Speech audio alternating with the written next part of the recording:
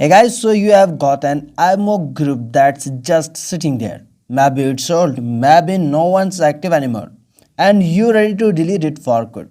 Well, deleting an IMO account, IMO group is super easy, but there's one small catch. If you are the group admin, you cannot just hit delete right away.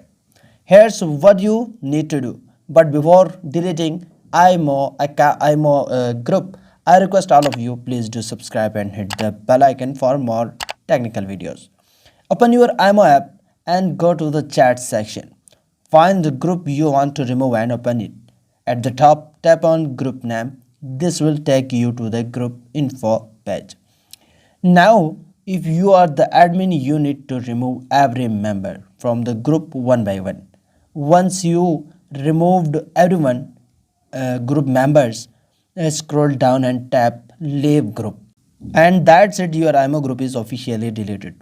If this helped you, don't forget to like the video, share it with your friends and subscribe for more quick and mobile tips.